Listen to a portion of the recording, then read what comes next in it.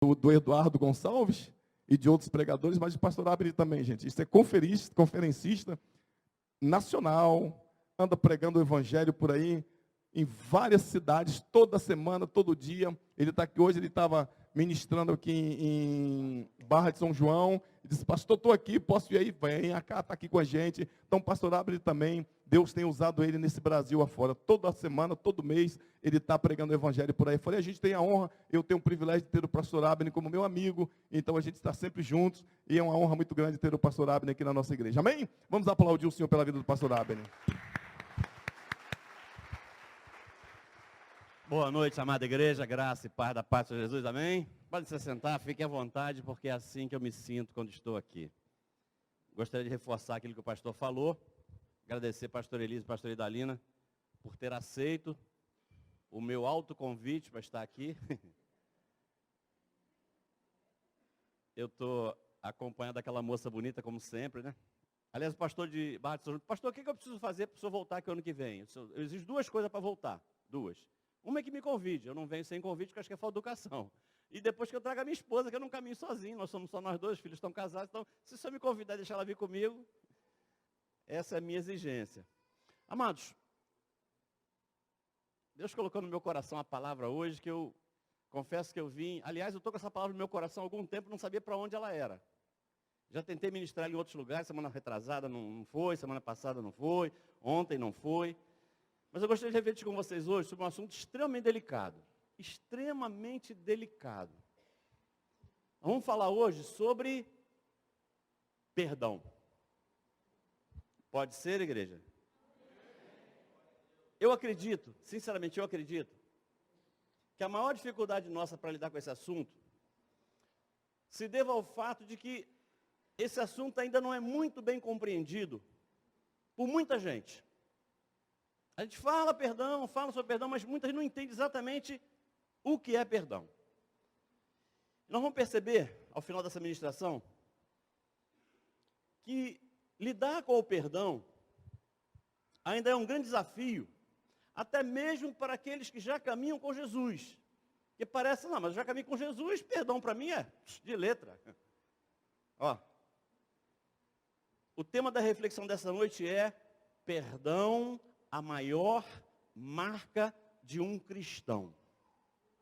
Eu vou ler Mateus 18, mas me permitam fazer um breve comentário antes mesmo de lermos o texto bíblico. Porque a Bíblia relata um diálogo.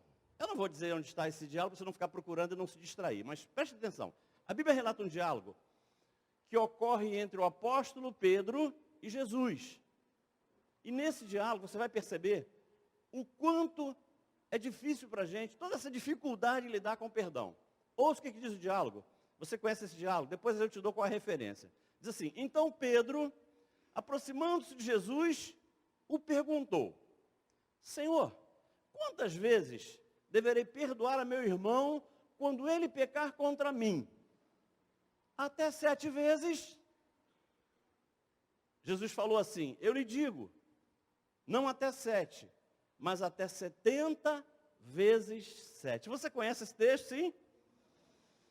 Queridos, se Pedro tivesse entendido o que Jesus estava tentando ensinar a ele, se ao ouvir Jesus falar com ele, não Pedro, não são 7, é até 70 vezes 7. Se Jesus tivesse testificado no coração de Pedro, que Pedro havia entendido, o diálogo acabava ali. O assunto encerrava ali.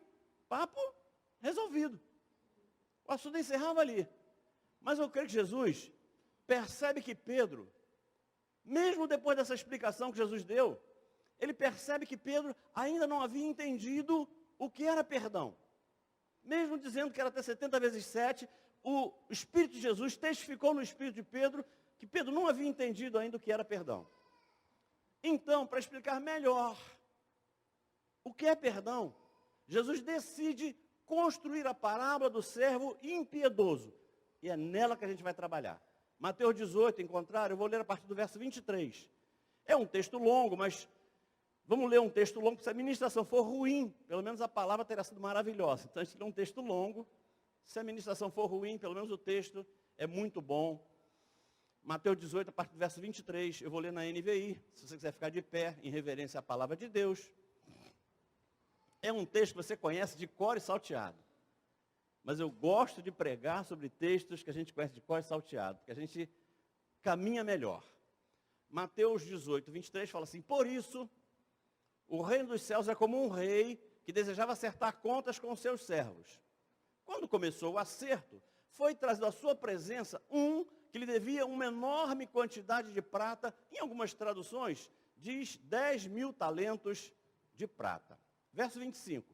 Como ele não tinha condições de pagar, o Senhor ordenou que ele, sua mulher, seus filhos e tudo o que ele possuía fossem vendidos para pagar a dívida. O servo prostrou-se diante dele e lhe implorou. E o servo disse assim: tenha paciência comigo, eu te pagarei tudo. O senhor daquele servo teve compaixão dele e cancelou a dívida e o deixou ir. Mas quando aquele servo saiu, encontrou-se com um dos seus conservos, que lhe devia 100 denários. E agarrou-o e começou a sufocá-lo, dizendo: pague-me o que me deves. Então o seu conservo caiu de joelhos e implorou-lhe: tenha paciência comigo e eu lhe pagarei. Mas ele não quis. Antes saiu e mandou lançá-lo na prisão até que pagasse a dívida. Quando os outros servos, companheiros dele, viram o que havia acontecido, ficaram muito tristes e foram contar ao Senhor tudo o que havia acontecido. Então o Senhor chamou o servo e disse: servo mau, cancelei toda a sua dívida porque me implorou. Você não devia ter misericórdia do seu conservo como eu tive de você? Irado, seu senhor entregou aos torturadores até que pagasse tudo o que devia. Assim também lhe fará meu Pai Celestial, se cada um de vocês, se cada um de nós não perdoar de coração a seu irmão. Palavra do Eterno. Levanta a cabeça. Eu quero orar para pedir graça a Deus, porque só a graça dele para tocar um assunto tão delicado. Senhor Deus Pai querido, esta é a tua palavra. A partir de agora somos dependentes da tua ministração, da tua revelação. Por isso, Deus, limpa os nossos corações, de toda a preocupação do dia a dia, de tudo aquilo que tentou roubar a nossa concentração nesse dia, nessa hora, para que possamos estar aqui disponíveis para ouvir a porção que o Senhor separou nos céus, para derramar sobre essa igreja nessa noite. Permita-nos sairmos daqui ao final dessa reunião com a certeza absoluta ardendo em nossos corações de que foi o próprio Deus quem conversou conosco. Assim eu oro em nome de Jesus. A igreja pode dar amém? Pode se sentar. Amados, não é difícil perceber que Jesus constrói essa parábola com um propósito muito claro, mas muito específico, muito claro mesmo.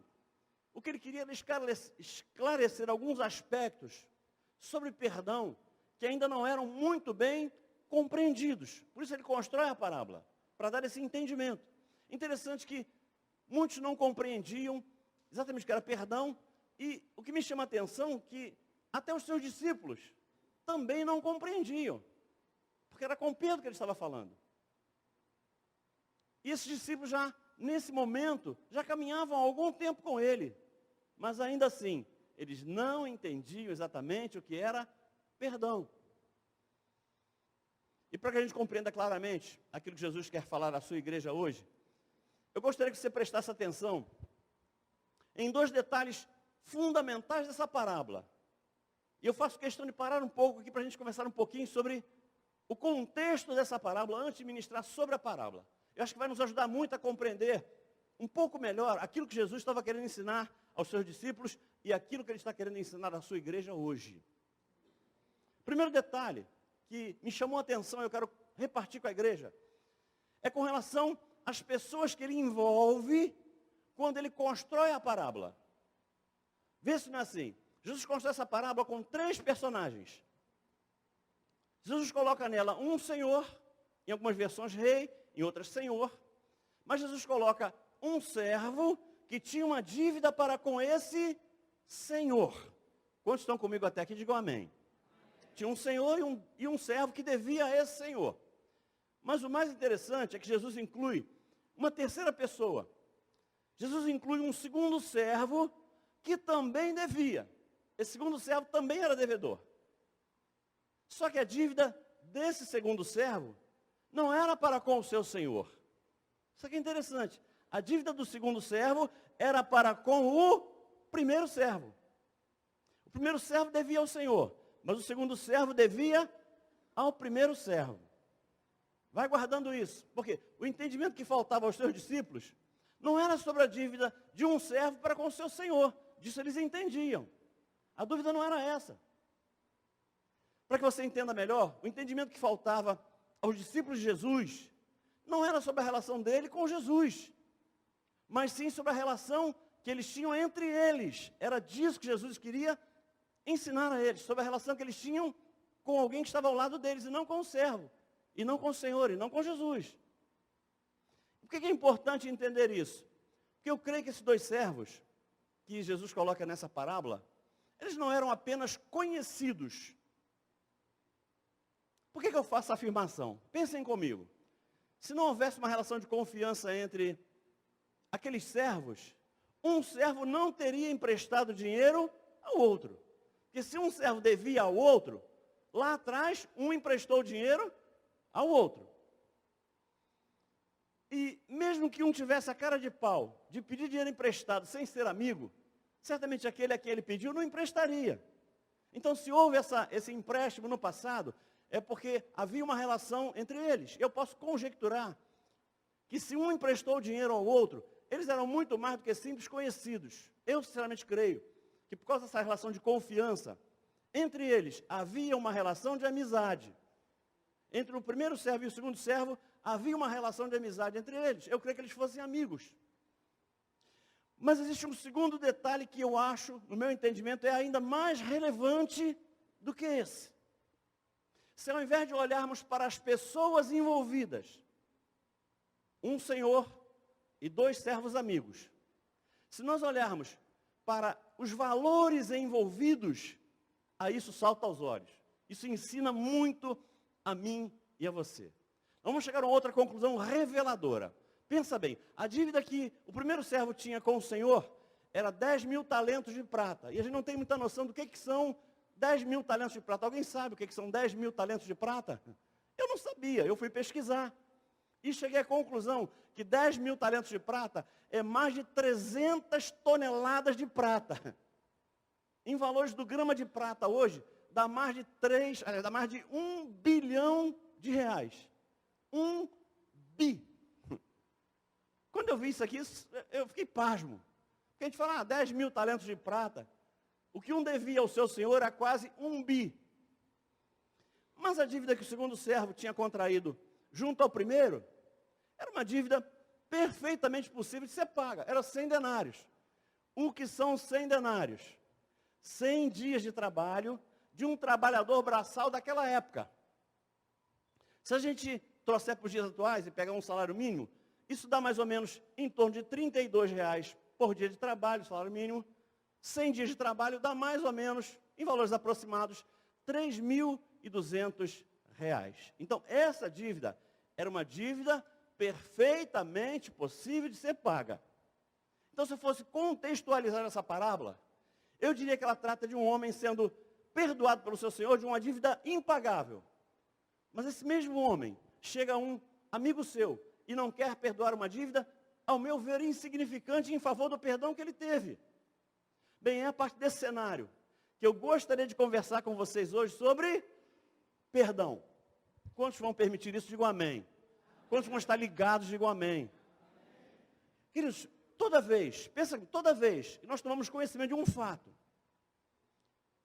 em que uma pessoa tenha sido ofendida, agredida, desonrada, humilhada, desrespeitada, traída, toda vez que a gente toma conhecimento de um fato assim, a tendência é que a gente fique esperando a reação da pessoa.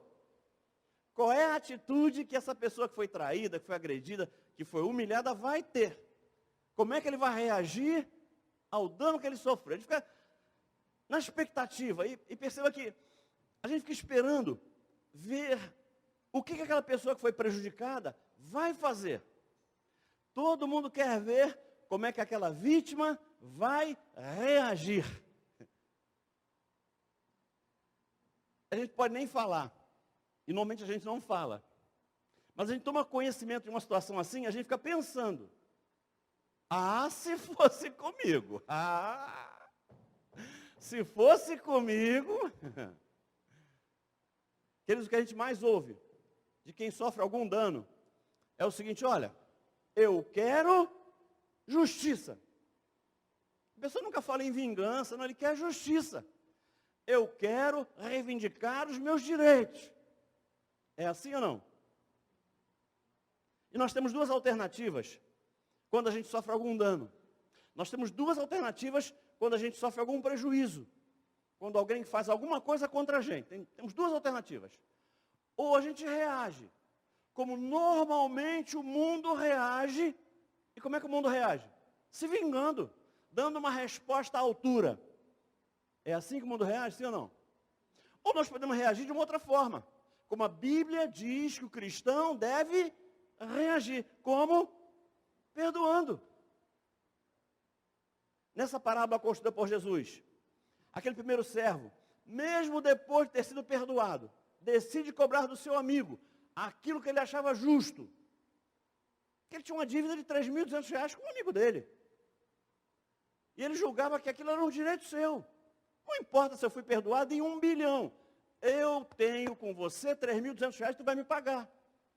Foi isso que ele fez, sim ou não?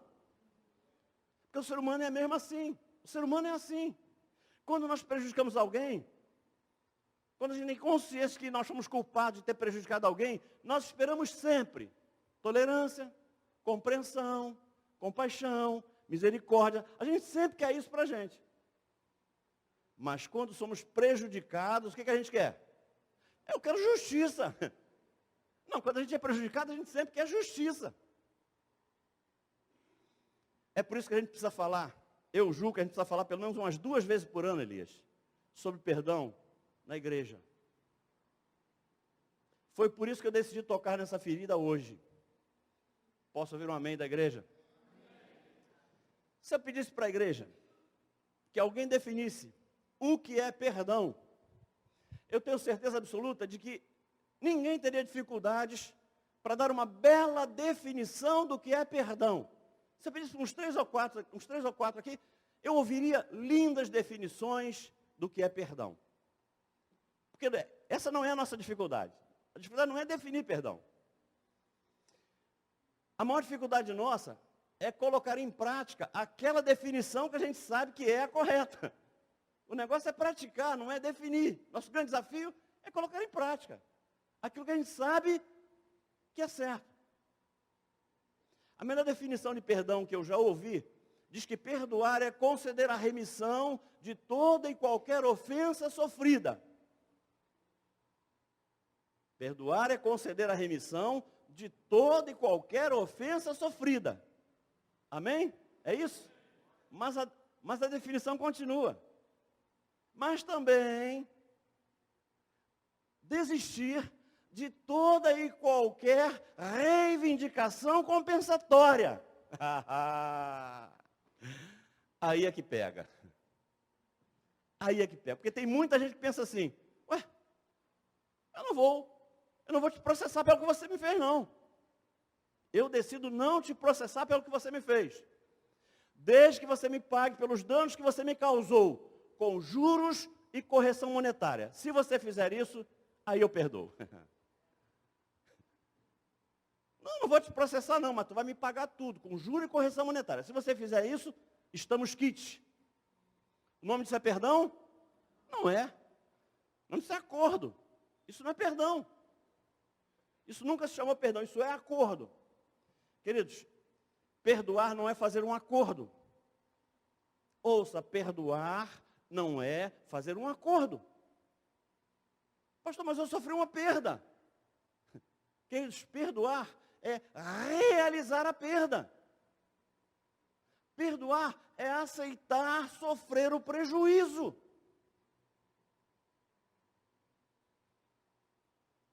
Para que seja perdão, Ouça, para que seja perdão, não basta deixar barato. Porque eu estou cansado de ouvir isso. Não, pastor, então tá, vou deixar barato. Vou deixar barato. Para ser perdão, não basta deixar barato. Para ser perdão, tem que deixar de graça. Aí sim é perdão. Você já olhou com lupa? Você já olhou com lupa? O que quer dizer a palavra perdão? Vê se perdão não é o aumentativo da palavra perda. Perdão é o aumentativo da palavra perda. Perdão, em última instância, é uma perda muito grande.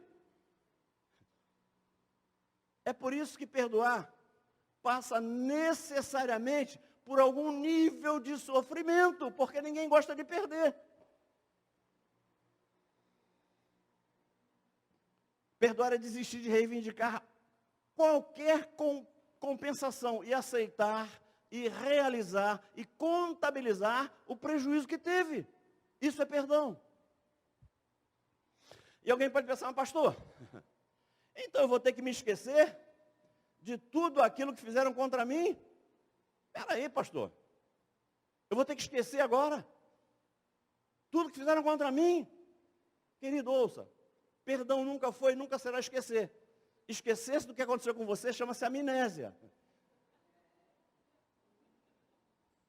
Mas o verdadeiro perdão tem o poder de transformar qualquer ferida aberta numa mera cicatriz.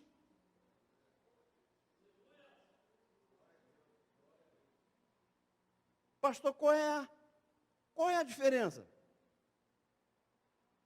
Querido, ao olhar para uma cicatriz, você se lembra da ferida. Mas a grande diferença é que cicatriz não dói. Cicatriz não dói. Mesmo porque eu não creio que não esquecer seja algo ruim.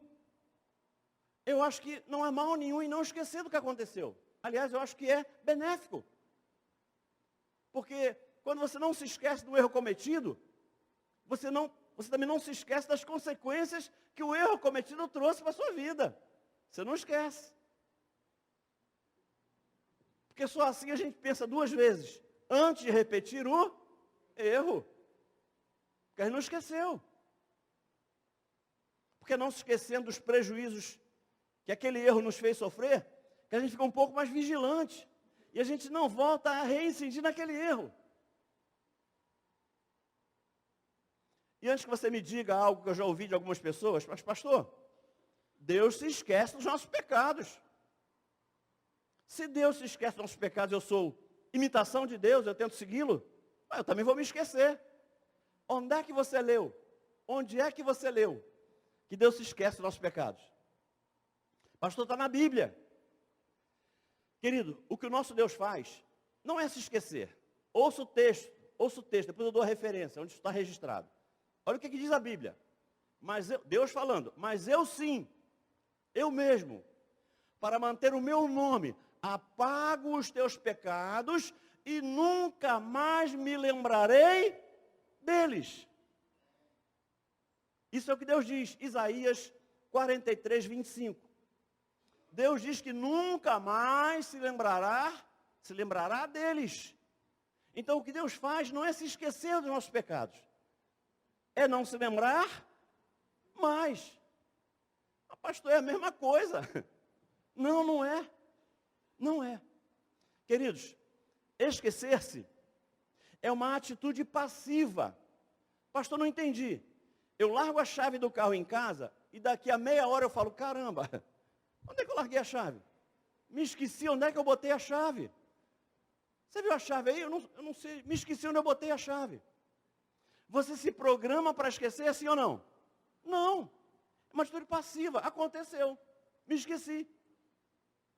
Agora, não se lembrar, não. Não se lembrar não é uma atitude passiva. Não se lembrar é uma atitude ativa. É não ficar trazendo mais à memória aquilo. É não ficar se lembrando daquilo toda hora. É não ficar falando daquilo.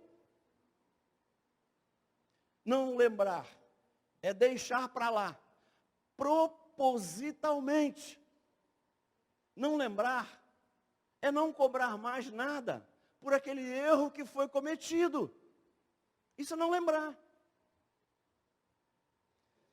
E não adianta alguém que tem dificuldade de perdoar dizer assim, não, mas peraí, pastor, eu vou perdoar sim. Já ouvi isso, gente. Já ouvi isso. De um marido que foi traído pela esposa e disse a ela assim, não, eu te perdoo. Mas eu vou impor a você 3 condições para te perdoar. Não pode mais fazer isso, não pode isso e não pode isso. Se você fizer isso, eu te perdoo. Querido, isso é perdão? Não. Perdão é algo que tem que ser incondicional. Quem diz isso mostra que não entendeu nada ainda do que é perdão. Perdoar é mandamento de Deus e não pode estar condicionado a nada. É mandamento. Ah, mas infelizmente, quando a gente provoca alguma situação em que o perdão se torna necessário, a gente sabe que eu fiz alguma coisa para minha esposa e eu a magoei. Eu sei, gente, você sabe qual é a atitude que deveria ser tomada. Eu vou lá e vou pedir perdão, gente, isso aí a gente sabe, é óbvio. Mas normalmente a gente fica tentando resolver do nosso jeito. O perdão nunca é a nossa primeira opção. A gente fica tentando várias outras coisas antes de chegar lá. Nós sabemos que temos que pedir perdão, mas essa nunca é a nossa primeira opção. Por isso eu gostaria de lembrar você, só para lembrar, eu sei que você sabe disso, de 3 reações bastante comuns a todos nós. São coisas que a gente faz no nosso cotidiano, mas que vão na contramão daquilo que a palavra de Deus ensina. Mas a gente faz. Vê se não é assim. A nossa primeira reação quando a gente magoa alguém, fere alguém, e a gente se dá conta do que fez, qual é a nossa primeira reação? Qual é? É tentar explicar por que a gente fez aquilo. Ou será que sou só eu que faço isso? A gente fica tentando explicar. Amados, quando nós decidimos justificar a nossa atitude, o que nós estamos fazendo no fundo é tentando nos eximir da responsabilidade que é nossa, daquela parcela de responsabilidade que a gente tem. Na prática, o que a gente está fazendo quando a gente fica dando explicação, sabe o que eu falei grosso para você hoje? Porque você não sabe como é que estava o trânsito. Eu fui fechado, tomei uma fechada. O patrão brigou comigo, me chamou a atenção. Quando a gente faz isso, a gente fica tentando transferir a responsabilidade para as circunstâncias. Eu só fiz aquilo por uma série de circunstâncias pelas quais eu passei. Eu vou me eximir da minha responsabilidade e vou tentar colocar a responsabilidade em alguma coisa que aconteceu, em alguém, em uma situação. Quem fica tentando se justificar, está tentando convencer o outro, que não teve culpa. A culpa é da situação. É como se nós estivéssemos tentando dar legalidade a algo que não foi legal. Não foi legal, mas eu fico tentando. Ouça o que eu vou dizer, guarde isso no teu coração. Normalmente, essa é a regra. Tem exceção, pastor? Tem exceção. Mas a regra é essa. Normalmente, quem é bom em justificativas é péssimo em arrependimento. Eu vou repetir. Quem é bom em justificativas é péssimo em arrependimento. Meu querido, se a tua relação ficou arranhada com qualquer pessoa que seja, você pode explicar o que você quiser, só que a tua explicação não vai ajudar em nada. Posso caminhar? Ninguém vai sair, não? Não? Segunda reação que a gente normalmente tem, e que vai na contramão daquilo que Deus ensina, é tentar justificar o nosso mau comportamento apontando uma atitude errada do outro. Em outras palavras, eu só fiz isso porque você fez aquilo. Quando a gente percebe que as circunstâncias não vão ser suficientes para justificar a nossa péssima atitude, a gente fica tentando encontrar uma maneira de culpar aquela pessoa a quem a gente ofendeu. Ah, mas eu falei grosso contigo, porque eu cheguei em casa, tu me olhou de cara feia. Quando fui eu? Você me olhou de cara feia, eu falei grosso mesmo. Mas a culpa é sua. Você me olhou de cara feia quando eu cheguei. A gente fica tentando se eximir da culpa. E normalmente o que a gente faz? Não, peraí, deixa eu falar com você. Essa não foi a minha intenção. Você feriu o outro, magoou o outro. Adianta dizer que não foi a intenção? Não, mas essa não foi a minha intenção. Sabe o que a gente fala? Não, peraí. Você que me entendeu mal. Não, peraí. Não foi isso que eu quis dizer. Gente, ajuda alguma coisa, sim ou não? Não ajuda nada. Nada. Quando a gente não faz isso, a gente age feito criança. Adultos como somos, agindo como criança. Sabe o que acontece? Quando um adulto pega duas crianças brigando, aí uma criança fala para o adulto assim, ele me bateu. Você já pegou essa cena? Já pegou? Ele me bateu. Aí o adulto vai na criança que bateu. Por que você bateu nele? O que ele fala? Porque ele me xingou primeiro. Aí você vai no outro. Por que você xingou ele primeiro? Porque ele me olhou de cara feia primeiro. Ah, meu Deus. Por que você olhou de cara feia para ele primeiro? Porque ele pegou a minha bola. Aí você vai no outro. Por que você... Vocês estão entendendo o que Deus está falando? A gente age igual criança. Igual criança. Adultos como somos, a gente feito criança. O que está acontecendo na prática numa hora dessas? É cada um tentando provar que foi o outro que começou, não fui eu que comecei. Quem começou foi o outro. Para quê? Para eu me eximir da minha responsabilidade. Eu quero dizer que foi o outro que começou. E aquilo que eu fiz foi só uma reação. Foi só uma reação àquilo que eu sofri.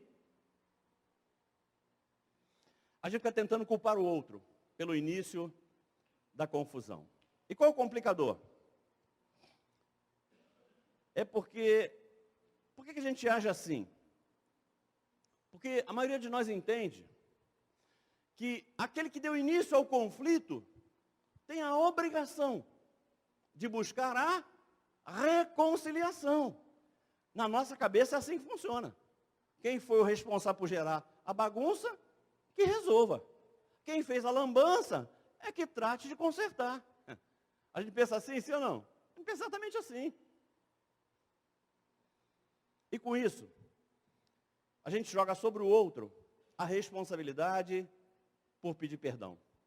A gente tem a cara de pau de falar assim, não, eu não tenho obrigação nenhuma de pedir perdão, não. Não fui eu que comecei. Vou pedir perdão, não. A culpa não foi minha. Por que eu vou pedir perdão? A culpa não foi minha.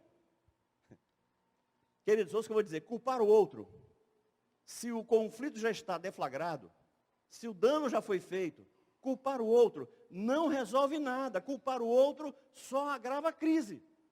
Culpar o outro só aumenta o conflito. Eu gosto de deixar um recado de Deus para aquelas pessoas que se acham espirituais. Tem alguém espiritual aqui? Diga para mim se tem. Tem alguém espiritual? Não tem nem ninguém espiritual nessa hora. Ninguém quer ser espiritual nessa hora.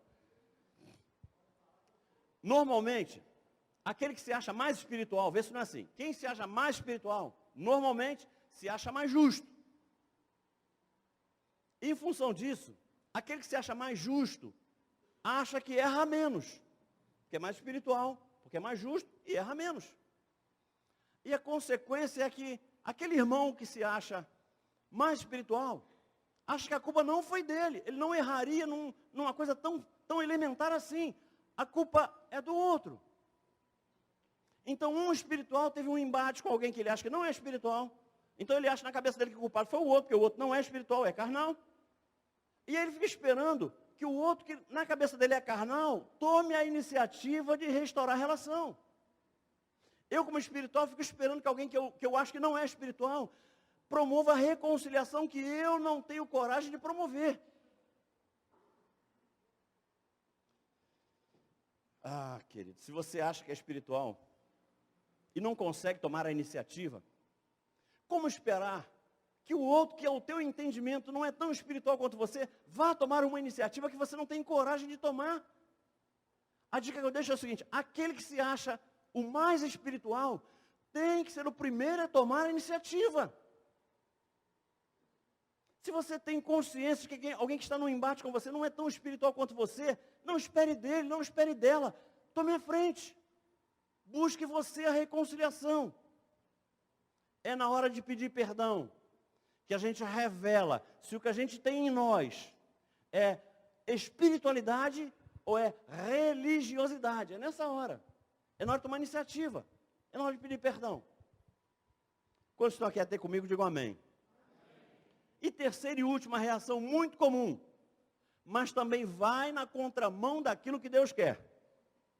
A gente primeiro tentou ocupar a situação, não deu certo. Tentou ocupar o outro, também não deu certo. O que a gente faz?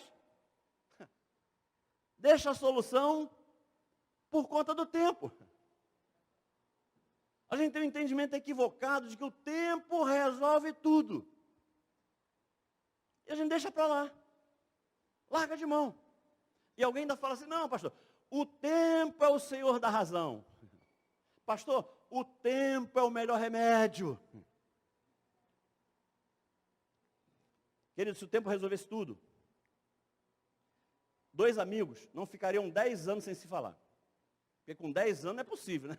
Com 10 anos já tinha que ter passado, porra. Se tempo resolvesse tudo, um cônjuge não jogaria na cara do outro alguma coisa que aconteceu há 2 anos, há 5 anos, há 10 anos, há 20 anos. Se joga na cara do outro até hoje, é porque o tempo não resolve tudo. Querido, se alguém da tua família ficou chateado por alguma coisa que você fez, o problema já se instalou. A crise está instalada. Você pode tentar explicar a atitude errada dele, você pode tentar culpar a circunstância, você pode deixar para lá, nada vai resolver o teu problema. Porque a verdade absoluta é que só existe uma solução definitiva para todos os casos onde um dos dois saiu arranhado. E essa solução chama-se perdão, porque nada substitui o perdão. Nada. Absolutamente nada. Ou então, quando já não existe mais nenhum argumento racional, a gente tentou todos os argumentos racionais que a gente tinha. E a gente não conseguiu resolver de jeito nenhum. A gente tentou tudo que a gente sabia. E o problema está lá ainda. O problema ainda está lá. Sabe o que o crente gosta muito de fazer? Eu gosto de falar para crente. Sabe o que o crente gosta de falar? Porque o crente gosta de espiritualizar o problema. Ah, isso é lindo. Nessa hora que a gente não conseguiu resolver com argumentos humanos, a gente tenta dar uma de crente. Sabe o que a gente diz? Eu sei que vocês não falam não, porque a família de Barra da Graça em Macaé aqui é uma exceção. Mas nas outras igrejas por onde eu ando, sabe o que o pessoal fala? Pastor, sinceramente, pastor, ainda não sinto de Deus perdoar não, pastor. Ah, meu Deus. Pastor, sinceramente, não sinto de Deus perdoar ainda. Pensa no que você está falando. Eu sei que você não fala assim, mas pensa o que o teu amigo está falando. Eu não sinto de Deus perdoar ainda. Então, assim, o que eu estou tentando dizer para mim mesmo? Porque Deus não se deixa escarnecer. O que eu estou tentando falar para mim mesmo? Não, eu quero perdoar. Eu quero. Mas Deus não me fez sentir ainda, porque eu não sinto de Deus ainda. Então Deus não me fez sentir. Então se eu quero perdoar e Deus não me fez sentir, culpado é quem? Culpado é Deus. Ué, eu quero perdoar, mas não me fez sentir nada ainda, então culpado é Ele. Ah, pastor, eu não falo isso não. Ah, não fala não? E você fala assim? Não, pastor. Ó, Deus vai ter que trabalhar muito no meu coração para eu perdoar Ele. Ah, meu Deus. Inocente. O que eu estou falando para Deus? Porque é só... O que eu estou tentando falar para Deus? Se Deus vai ter que trabalhar muito no meu coração para eu perdoar, e Ele não trabalhou ainda, a culpa é de quem? É de Deus, ué. Eu quero perdoar, mas não trabalhou no meu coração, então está fazendo nada lá em cima. Tem que trabalhar aí, Deus. Não deu certo culpar a situação, não deu certo culpar o outro. Aí a gente fica querendo transferir a culpa para Deus. Sabe como é que Deus ouve esse tipo de explicação? Você pode dizer o que você quiser. Deus só ouve uma coisa: eu não quero perdoar. Deus só ouve isso. Você pode falar o que você quiser. Querido, ouça, eu não devo perdoar porque eu estou sentindo nada. Eu devo perdoar porque é mandamento de Deus. Só isso. Além do que, todos nós, acho que pelo menos uma vez na vida, todos nós já fizemos a oração do Pai Nosso. Posso ouvir um amém? Todo mundo já fez a oração do Pai Nosso. O que a gente ora na oração do Pai Nosso? Pai, perdoa as minhas ofensas, assim como eu tenho perdoado aquele que me tem. Ah, é? Você fala isso? Você fala isso? Você manda Deus te perdoar, assim como, da mesma forma, da mesma maneira, na mesma intensidade, que você tem perdoado alguém que você diz que não vai perdoar? Gente, peraí, você entendeu o que você está falando para Deus? Eu vou falar na versão traduzida e atualizada pelo pastor Abner, tá? Deus, não precisa me perdoar não, tá? Porque eu não consigo perdoar essa mulher aí. Sim ou não? O que eu estou falando é isso. Eu estou dizendo para Deus que Ele não precisa me perdoar, porque eu não estou conseguindo perdoar. Pai, perdoa as nossas ofensas, assim como, da mesma maneira que nós perdoamos aqueles que nos têm ofendido. É o que eu digo na oração do Pai Nosso, todo dia. Amados, vamos voltar para o texto, para ver como Jesus encerra essa parábola, que eu preciso terminar. Verso 34, está escrito assim: irado, seu senhor entregou aquele homem. Que homem é esse? Aquele que não quis perdoar o seu amigo. Por quê? Os amigos souberam do problema, voltaram ao Senhor e disseram assim: aquele cara que você perdoou $1 bi, chegou lá na vila, chegou lá no bairro, e caiu no cangote do cara que devia a ele uma merreca, e botou o cara preso. Não esperou o cara fazer nada, nem pagar. O cara está preso lá. Aí o Senhor falou assim: ué, é isso mesmo? Apura aí. Senhor, é isso mesmo. Aquele cara que saiu daqui semana passada com perdão de $1 bi, chegou lá e botou um amigo dele que devia 3 mil e pouco na cadeia. Ah, deixa comigo. Traz ele aqui. Chamou o cara e falou assim: vem cá, você confirma essa história aí? Isso é verdade? Você saiu daqui perdoado e chegou lá na vila, pegou um amigo seu e botou na cadeia, você não perdoou? E ele teve que dizer a verdade. Verso 34, irado, seu senhor entregou aquele homem aos torturadores até que pagasse tudo o que devia. E para que não ficasse nenhuma dúvida de que esse senhor aqui da parábola está representando o nosso Deus, e que Deus vai agir comigo e com você, se nós negarmos perdão a alguém, vem o verso 35. Assim também lhes fará meu Pai Celestial, se cada um de vocês não perdoar de coração ao seu irmão. Amados, em outras palavras, o texto diz que Jesus voltou a cobrar daquele servo, ou o senhor daquele servo voltou a cobrar daquele servo, pelo pagamento de uma dívida, que ele próprio, o Senhor, já havia perdoado. Ele já tinha decidido perdoar.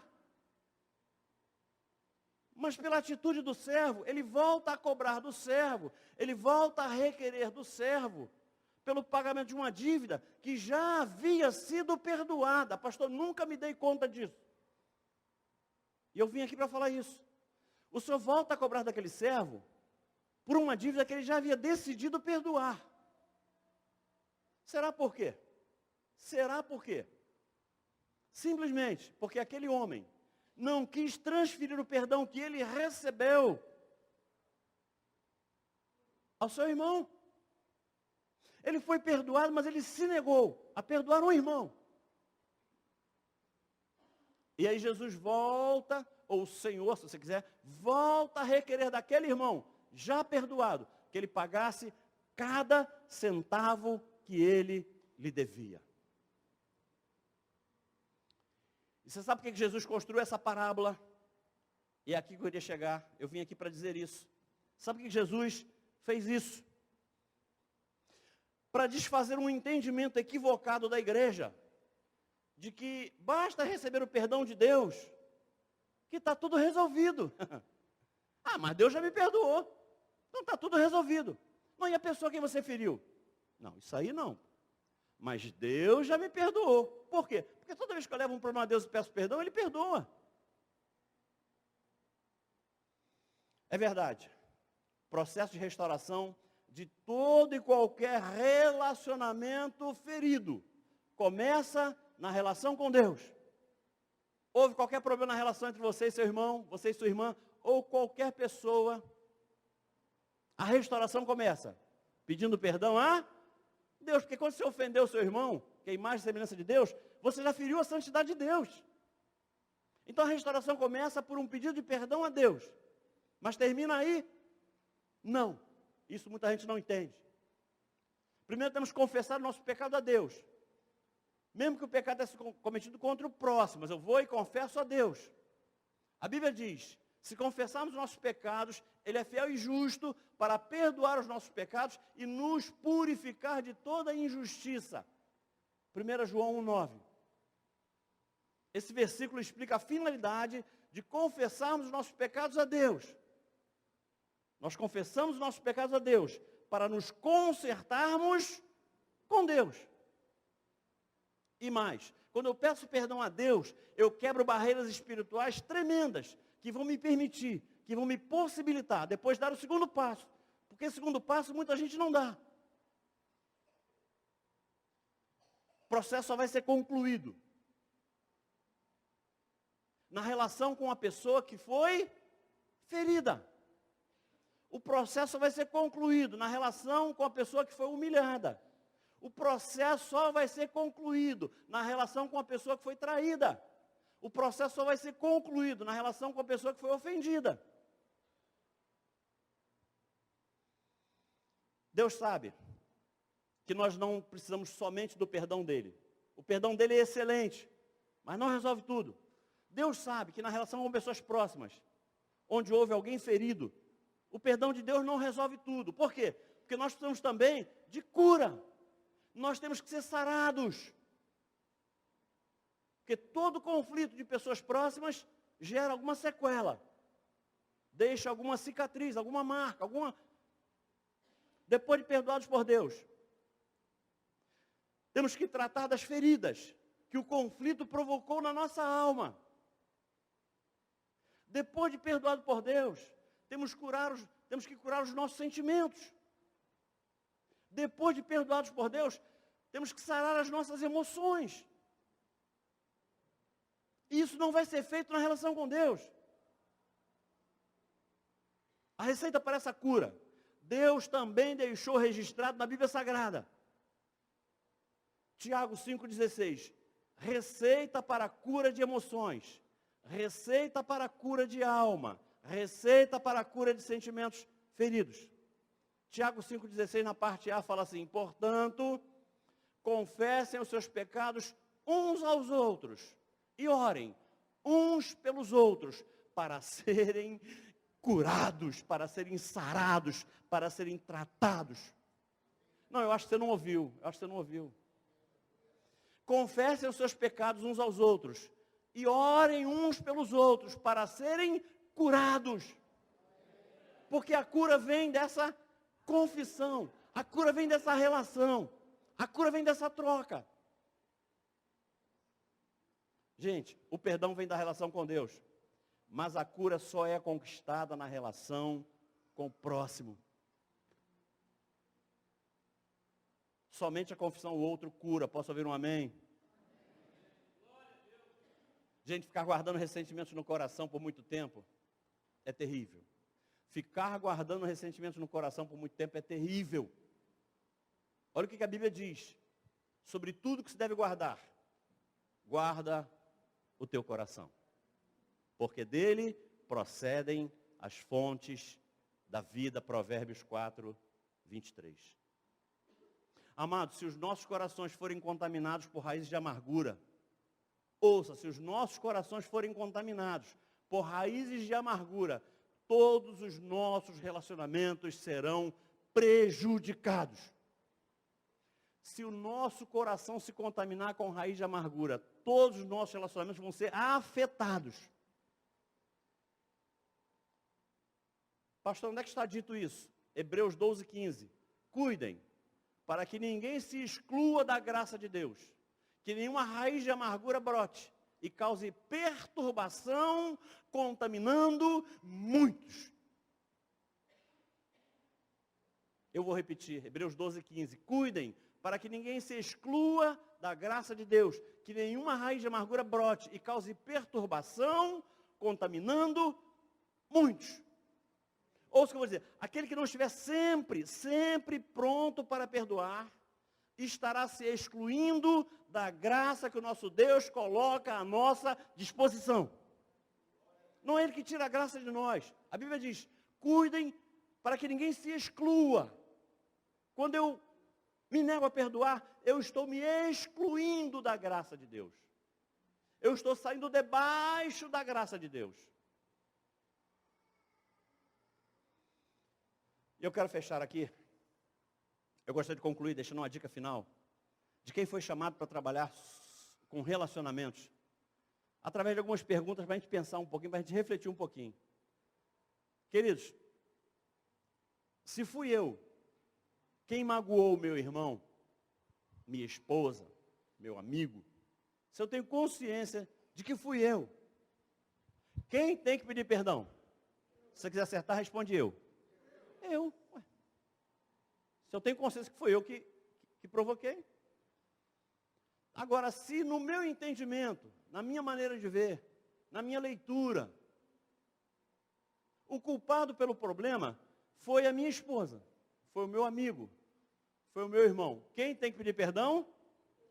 Eu. Esse é o nosso grande problema. Porque a gente acha que quem tem que pedir perdão é quem na nossa cabeça foi o culpado. Só que, se alguém for perguntar para mim, Abner, quem foi o culpado? Eu vou dizer assim, foi ela.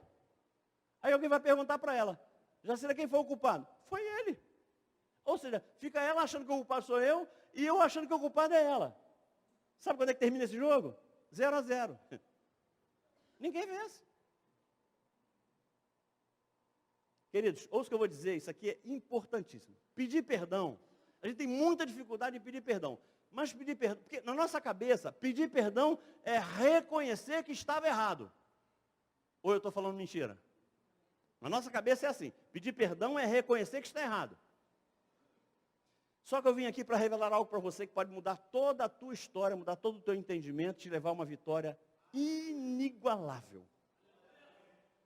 Pedir perdão é reconhecer que esse meu relacionamento que foi destruído é mais importante do que o meu ego. Eu vou amassar o meu ego, mas eu não vou perder o meu relacionamento.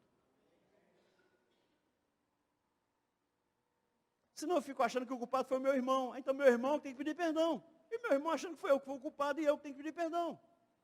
E dificilmente nós admitimos, gente, que nós fomos culpados. Quase sempre a gente acha que foi vítima. Que o culpado é sempre o outro. E eu finalizo aqui, porque mesmo que não exista nenhuma dúvida de que você tenha sido vítima, mesmo que não exista dúvida alguma, pastor, no meu caso, eu não tenho dúvida, eu fui vítima. Eu gostaria de deixar uma palavra final para você, e eu prometo fechar aqui. Quantos me dão mais 5 minutinhos para terminar? 5 minutos, quantos me dão? 5, 10, 15, 20, 25, 30. Só para terminar aqui, existe uma palavra no texto bíblico que diz, Cristo riscou a cédula da dívida que era contra nós e cravou-a na...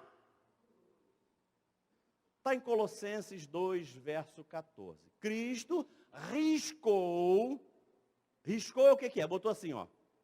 PG. Por que o texto diz isso? Porque naquela época, se alguém ficasse devendo num comércio, o nome dele ia para a porta da loja. A Abner está devendo aqui. Era prática comum naquele tempo. Por isso Jesus disse isso. Aí ficava lá o meu nome lá estampado, eu estou devendo na loja.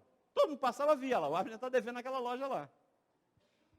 Se o dia que eu fosse lá pagar, o cara tirasse aquilo de lá e botasse lá para dentro, ninguém ficaria sabendo que eu Paguei.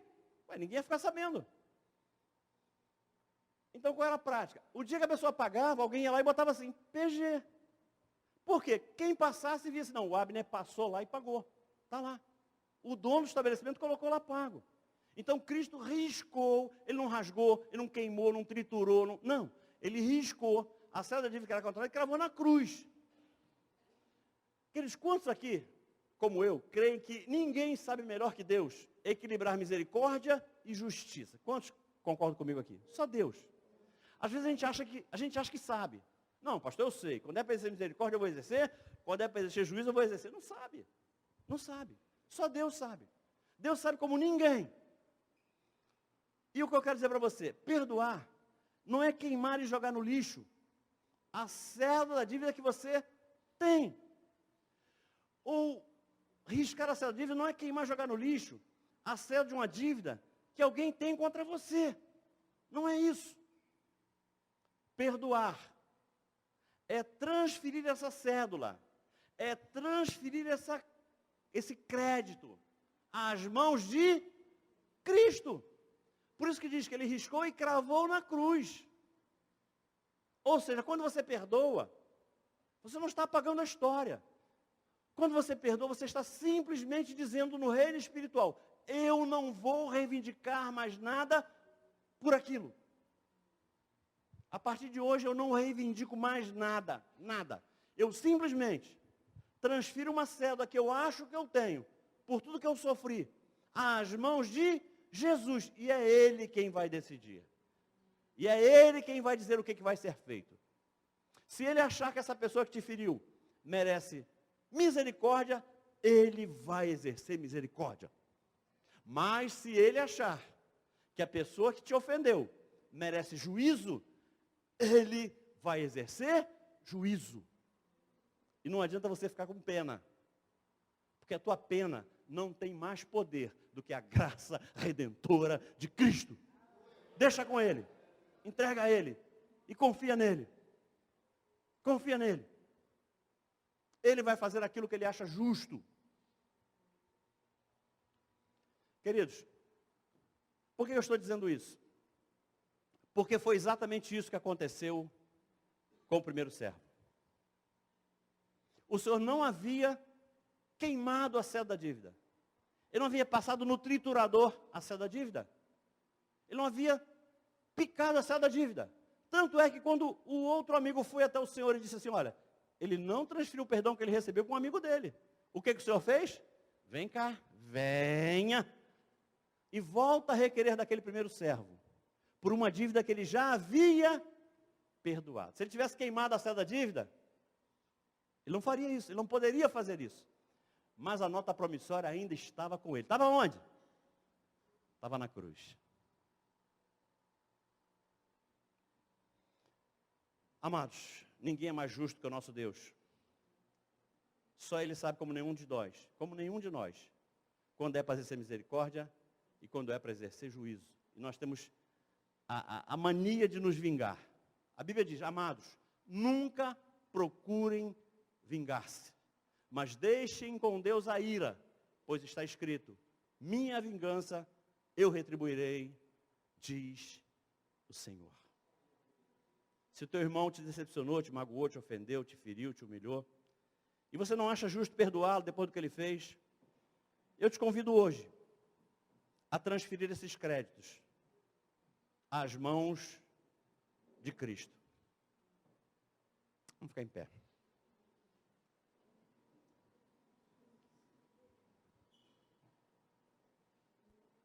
Coloque nas mãos de Cristo hoje e creia que Ele agirá com justiça na tua causa. Queridos, William Shakespeare diz que guardar ressentimento é a mesma coisa que ficar tomando veneno, esperando que a outra pessoa morra. Já reparou que você guarda ressentimento de alguém e a pessoa passa por você na rua com um sorriso largo, o teu sangue ferve e a pessoa passa linda, risonha e não está nem aí. Por quê? Porque quem tomou veneno foi você, não foi ela. Guardar ressentimento é como ir a um grande braseiro, escolher a maior brasa que você encontra lá, e pegar essa brasa, e sair atrás de alguém que te feriu para acertar a pessoa. Ouça o que eu vou dizer. Você pode até acertar a pessoa. Essa brasa grande e fumegante pode até acertar a pessoa. Mas o dano que ela já fez na tua mão é infinitamente maior do que o dano que ela pode fazer na pessoa.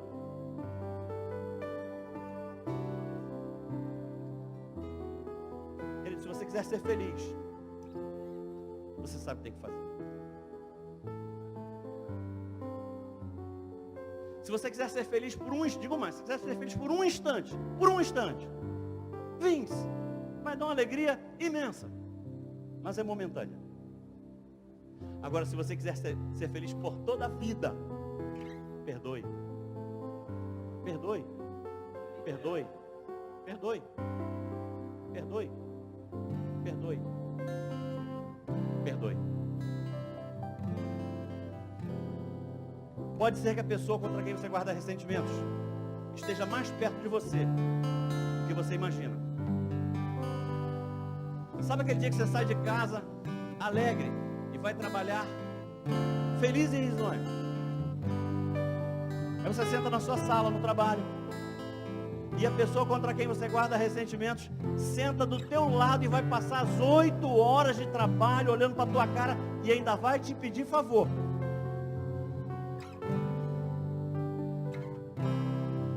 A pessoa contra quem você guarda ressentimentos pode estar mais perto de você do que você imagina.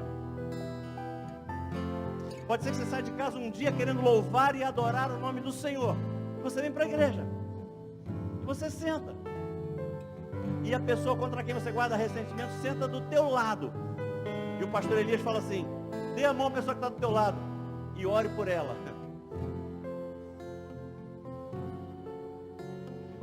Pode ser que a pessoa contra quem você guarda ressentimento esteja mais perto de você do que você imagina. Você quer fugir do problema e tira um mês de férias. Pega o seu carro, abastece o tanque e vai passar um mês num hotel fazenda. E a pessoa contra quem você guarda ressentimentos senta do teu lado e vai passar um mês de férias com você porque ela está casada contigo.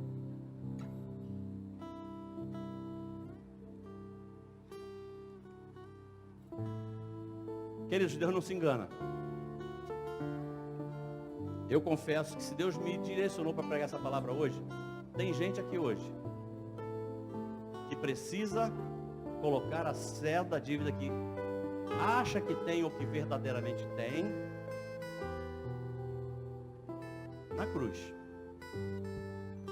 Deus não me mostrou ninguém, mas se eu estou aqui na direção de Deus, se eu sou um profeta de Deus para a família, eu quero te desafiar a assumir que foi contigo que Deus falou, que foi por amor a você que Ele trouxe essa palavra.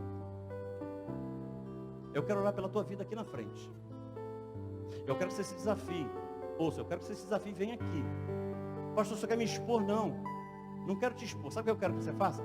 Você vai na Bíblia Sagrada, de Gênesis a Apocalipse, você não vai ver um caso. Ouça, você vai na Bíblia Sagrada, você não vai ver um caso sequer, de alguém que tenha sacrificado no altar uma única vez e que imediatamente depois não tenha tido uma linda história de vitória para contar. Porque Deus não brinca com a nossa fé, Deus não brinca com o nosso sacrifício, e Ele sabe que vir ao altar é sacrifício. Ele sabe melhor do que ninguém, mas Ele não brinca com o teu sacrifício, Ele não brinca com a tua fé, Ele não quer te expor, Ele quer te curar, Ele quer te dar força, porque quando você sai daqui hoje, você inicia um processo de restauração de todo e qualquer relacionamento rompido. Ele quer que você saia daqui hoje revestido, revestida, vestido com a armadura que vem do céu, com a armadura que vem do alto. Que você vai sair daqui hoje e a primeira coisa que você vai ouvir é o inimigo falando no teu ouvido: você é otário mesmo, hein? Tu vai pedir perdão? Você é bobo, você é boba. Só porque você ouviu uma palavra lá, você vai pedir perdão? Bobeira. O inimigo vai falar, e ouça, mesmo quem veio aqui vai ouvir. Só que quem veio aqui vai ouvir aqui e vai sair aqui. Vai ouvir, mas não vai se deixar levar por essa a armadilha do inimigo. Vai ouvir e vai passar batido. Eu quero orar pela tua vida. Eu sei que tem gente aqui se derramando. Eu sei que tem gente aqui que Deus falou profundamente. Tem gente que não imaginou que viria ouvir isso aqui hoje. E foi surpreendido por Deus. Com algo que precisava ouvir, mas se negava terminantemente a ouvir. Mas Deus me colocou aqui hoje. Para ser instrumento, ser canal de Deus. Na cura de alguns corações aqui. Eu quero que você comece hoje um novo tempo. Eu quero que você comece hoje uma nova vida. Eu quero que você saia daqui hoje com a sua vitória. Pai querido, estão aqui homens e mulheres de Deus, que ainda sentem alguma dificuldade quando o assunto é perdoar e liberar perdão. Que o Senhor possa tratar no profundo, em particular, de forma muito clara e direta com cada um daqueles que, num gesto de ousadia, num gesto elogiado pelo Senhor, cada um daqueles que saiu do lugar e sem medo de se expor vieram ao teu altar, para que eles deixem claro no reino espiritual um compromisso que eles estão assumindo, de iniciarem hoje o processo de restauração de todo e qualquer relacionamento destruído. Ser com os teus filhos, dê-lhes a estratégia necessária. Instrui-nos, instrui a cada um deles, para que eles possam ser vitoriosos, bem-sucedidos nesse processo, e que ao final eles possam vir ao altar e testemunhar que Deus é com eles, que Deus os visitou e Deus deu a eles a vitória. Eu profetizo vitória em nome de Jesus. Volte para o teu lugar com a tua vitória, querido. Volte para o teu lugar com a tua vitória. Volte para a tua vitória. Volte para o teu lugar com a tua vitória. Andamos com Jesus, expressamos O amor que um dia Ele nos deu pelo sangue do Calvário. Sua vida trouxe a nós a aliança do Senhor. Eu tenho com você, não existem mais barreiras em meu ser. Eu sou livre pra te amar, pra te aceitar e para te pedir, perdoa meu irmão. Eu sou um com você, no amor do nosso Pai. Somos um no amor de Jesus. Eu sou um com você, no amor do nosso Pai. Somos um no amor de Jesus. Somos um no amor de Jesus. Amém? Para terminar essa palavra poderosa e com certeza, esta é a mensagem que eu chamo da mensagem libertadora. Porque a falta de perdão lhe oprime, lhe prende. E a falta de perdão é prejudicial à saúde. Tem muita gente doente e não sabe por que não fica curado. Falta de perdão. E quando você perdoa, você é livre de tudo isso. Então, por favor, nem espere o teu ofensor se arrepender ou te pedir perdão. Aprenda com Jesus. Os soldados romanos ainda estavam crucificando na cruz, ainda estavam escarnecendo dele. Ele na cruz, ele disse: Pai, perdoa-os porque não sabem o que fazem. Eles não tinham se arrependido ainda. Eles não tinham reconhecido que ele era o Cristo. Mas ele já estava dizendo: Pai, perdoa-os porque não sabem o que fazem. Então não espere o ofensor se arrepender. Não espere ele vir até você. Mas já libera perdão desde já. Vai liberando perdão, porque foi assim o que ele fez com a gente. E a melhor coisa que tem é você ser livre. ser livre. Então, de repente, você está com uma enfermidade que não cura, quem sabe que é exatamente por a falta de perdão. Tanta gente vivendo oprimido pelo inimigo, não tem alegria, não tem gozo na alma, não tem paz, por falta de perdão. E, por favor, a frase que eu repito aqui, praticamente todo culto, lembre-se, é verdadeira. Eu não quero ter razão, eu quero ser. Eu não quero ter razão, eu quero ser feliz. Tem muita gente cheia de razão e infeliz. Eu quero é ser feliz. Eu já entreguei para Jesus todo o meu direito. Detalhe, a gente canta muito, meu direito é de não ter direito algum. Nós não temos direito. Jesus, ele já pagou tudo, tanto por mim quanto por você. Amém? Esse culto maravilhoso, abençoado que Deus falou conosco. Eu quero fazer uma pergunta. Eu acredito que é o momento mais importante na Assembleia de Deus antiga. Eu me lembro que era o pastor, quando ele ia fazer o convite para as pessoas virem na frente, aceitar a Jesus, ele dizia que a igreja fica em espírito de oração. Hoje eu posso dizer o seguinte, é uma batalha travada. Eu creio que nesse momento vai ser a maior batalha desse culto. Vai ser o momento que o inimigo mais vai tentar impedir que pessoas venham à frente, porque ele sabe que é o momento dele perder almas, perder vidas que estão indo para o inferno, pessoas que vão vir para Jesus. Então eu quero perguntar nessa noite, você que veio nos visitar e que ainda não teve um encontro pessoal com Jesus, ainda não faz parte de uma igreja evangélica, em outras palavras, ainda não é crente, para ser mais bem simples, sabe? E que está aqui com a gente nessa noite, Deus falou contigo, você se sente bem no nosso meio, você é um simpatizante do Evangelho, mas a gente quer que você vá um pouco mais além do que isso, de apenas se sentir bem, ser simpatizante do Evangelho. A gente quer que você faça parte dessa grande família. Como? Entregando a sua vida para Jesus, aceitando Jesus como seu Senhor e Salvador. Senhor e Salvador que vai comandar a sua vida daqui para frente. Você que ainda não fez isso e quer fazer, faz um sinal assim com a sua mão, que eu quero que você venha aqui à frente para a gente orar por você. Não fique com vergonha não, não fique tímido não, porque esse é um momento de uma batalha espiritual, de uma guerra espiritual. Por isso você tem que vencer e vir e dizer, eu quero Jesus. Tem alguém em nosso meio que quer aceitar Jesus hoje como Senhor e Salvador da sua vida? Faz um sinal assim com as suas mãos, a gente quer orar por você. Eu estou te oferecendo, com certeza, essa é a maior oportunidade da sua vida. A maior oportunidade da sua vida é você se decidir entregar a sua vida e dizer, eu quero aceitar a Jesus como Senhor e Salvador da minha vida. E eu tenho certeza que a partir desse momento, a sua vida não será mais a mesma. Não será mais a mesma. Tem alguém no nosso meio? Fique com vergonha não.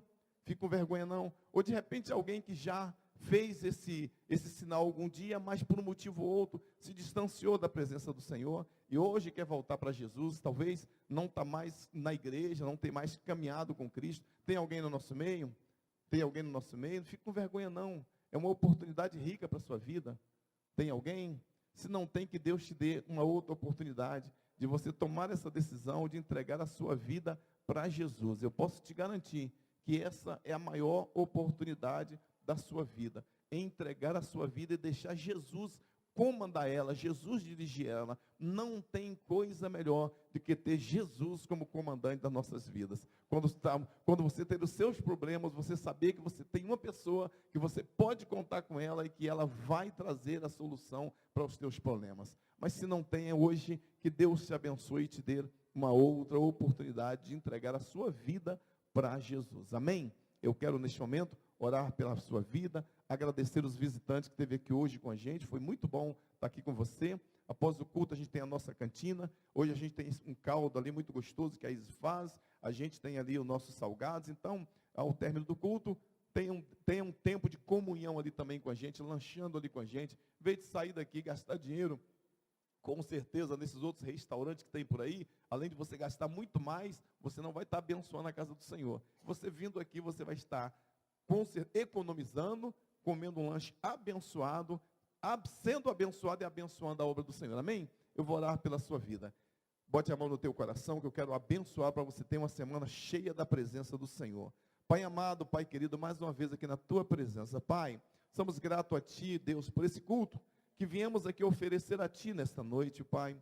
Obrigado pela Tua palavra ministrada aos nossos corações, ó Deus, que essa palavra seja verdadeira, Deus, que a gente aprenda, Senhor, a viver, Pai, como foi dito aqui, e é verdade, Pai, falar sobre perdão é fácil, escrever sobre perdão é fácil, definir perdão é fácil. Agora, viver uma vida perdoando, Pai, perdoar na prática, isso que é o difícil, Deus. Mas eu creio que o Senhor vai colocar em nossos corações uma facilidade muito grande, Deus, de exercer o perdão, Pai, tanto, Deus, para uma grande dívida, para uma pequena dívida, Deus. O texto que foi lido aqui, Pai, o que mais chamou a atenção não foi o tamanho da dívida perdoada, Pai, mas foi o tamanho da dívida não perdoada, Senhor. Era muito menor, Pai, do que a grande dívida perdoada, Pai. Por isso eu te peço neste momento, nos ensine, Deus, a perdoar as pequenas coisas, Pai, porque eu sei que quando surgirem as grandes, a gente já está treinado, não vai haver dificuldade para perdoar as grandes. Por isso eu oro, Pai, eu abençoo a vida de cada um, Pai, que a gente aprenda a perdoar o filho, a esposa, que a gente aprenda a perdoar o patrão, o chefe, o encarregado, que a gente aprenda a perdoar, Pai, o motorista no trânsito, que de repente, sem querer, Pai, nos deu uma fechada, Pai, que a gente aprenda a viver perdoando, porque a grande dívida que a gente tinha contigo foi perdoada, Pai, e hoje eu posso dizer que não devo nada mais. O diabo não pode lançar na minha cara dívida alguma, porque Jesus pagou toda a nossa dívida, a conta foi encerrada, e hoje eu posso dizer, tenho um passaporte para morar no céu, porque eu não devo nada, Jesus nos perdoou. Pai, leva a tua igreja em paz, dá uma semana na tua presença, cheio de santidade, cheio de comunhão contigo, ó Deus, que essa semana seja a semana que mais a gente já orou em nossas vidas, que essa semana seja a semana que mais a gente já leu a Bíblia, Pai, em nossas vidas, que essa semana seja a semana que a gente mais exerça perdão, ó Pai. Pai, em nome de Jesus, leva a tua igreja em paz, ó Deus, dá uma noite abençoada, um sono reparador e tranquilo, Deus, e que tudo que a gente venha a fazer seja para a glória e honra do teu nome, ó Pai. Por isso eu abençoo a tua igreja, em o nome de Jesus, amém, amém e amém. O céu não está em crise, Deus está no controle, eu creio em milagres, tudo posso naquele que me fortalece, Jesus, Jesus, Jesus. Que o amor de Deus nosso Pai e as doces consolações do Espírito Santo esteja na vida de todos que amam e aguardam a vinda bendita do nosso Senhor e Salvador Jesus Cristo. E todo o povo de Deus diga amém, aplauda ao Senhor, que Deus os abençoe.